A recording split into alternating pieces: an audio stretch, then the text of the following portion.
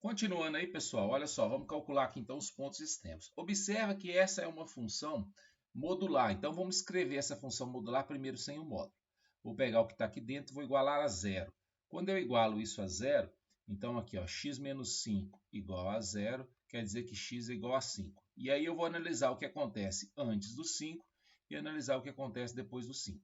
Se eu pegar um número menor do que 5 e colocar no lugar do x, por exemplo, 4, 4 menos 5 dá menos 1.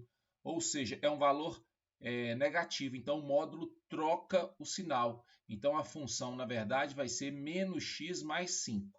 Se eu pegar um valor maior do que 5 e colocar aqui dentro no lugar do x, por exemplo, 6, 6 menos 5 é 1, é positivo. Então, a função mantém o sinal. Então, vai ficar x menos 5. Ou seja, essa função aí,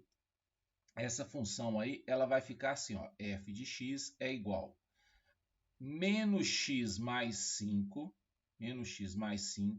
se x é menor do que 5, e x menos 5, se x é maior ou igual a 5. Por que o igual vai entrar aqui? Porque foi onde se manteve o sinal. Aí nós vamos calcular a derivada. Olha só, a derivada dessa função vai ser, derivada de menos x é menos 1, derivada de 5 é 0, para x menor do que 5. Derivada de x é 1, derivada de menos 5 é 0, para x maior que 5. Maior que 5. Maior que 5. Eu nem preciso fazer conta para saber que esse sinal de igual que tem aqui não vai vir para cá. Por quê? A derivada à esquerda do 5, que é essa de cima, é menos 1. A derivada à direita do 5 é 1, que é essa de baixo aqui, ó. Como os resultados são diferentes, quer dizer que não existe derivada no ponto 5.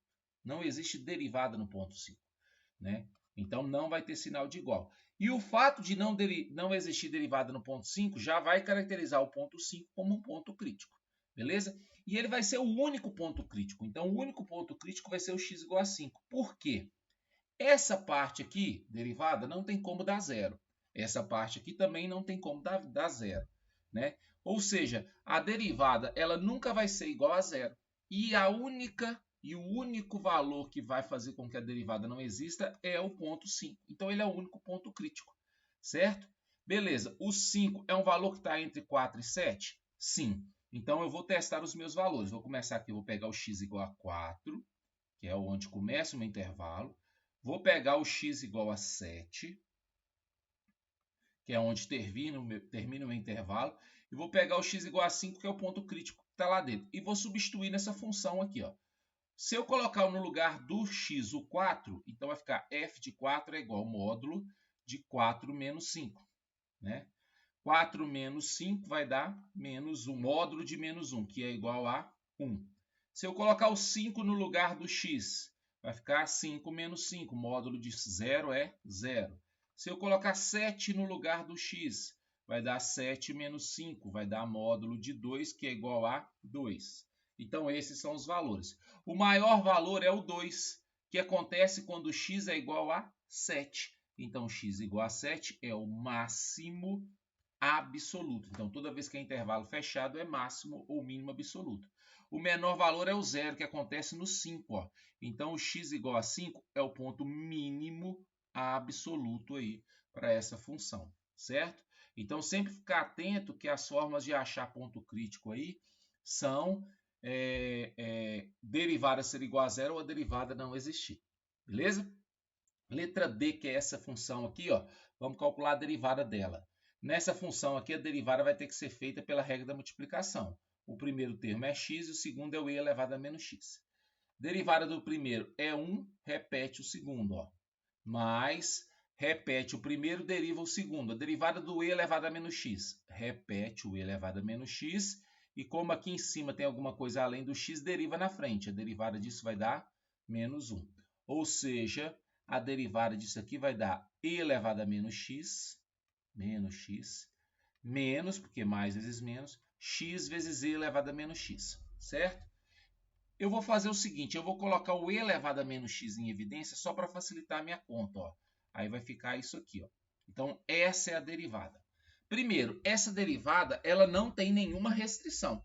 Então, quer dizer que a ideia de não existir a derivada não vai gerar ponto crítico, Segunda forma de achar ponto crítico é a derivada ser igual a zero. A derivada ser igual a zero, eu tenho que pensar o seguinte, ó, a derivada é essa multiplicação. Uma multiplicação só dá zero se pelo menos um desses dois termos for zero. E elevado a x não tem como dar zero. O número 2 elevado a uma potência qualquer não vai dar zero. Então, a única forma de dar zero é se 1 menos x for zero.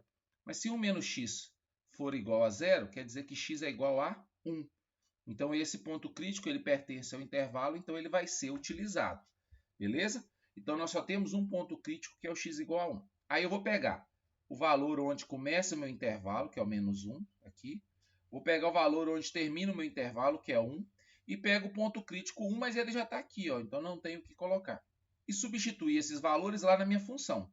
Quando eu substituir o menos 1, a minha função vai ficar assim, ó, menos 1 elevado, aí a potência é menos x, então vai ficar e elevado a 1. Né? Quando eu substituir 1, vai ficar 1 elevado a menos 1. Olha só, e elevado a qualquer valor é um resultado positivo. Isso aqui é positivo. Então, um número positivo multiplicado por um valor negativo dá um resultado negativo. Um número positivo multiplicado por um número positivo dá um resultado positivo. Qual dos dois vai ser o maior? O positivo é maior. O negativo é o menor. Então, quer dizer que como esse aqui é o maior, então ele é o máximo absoluto.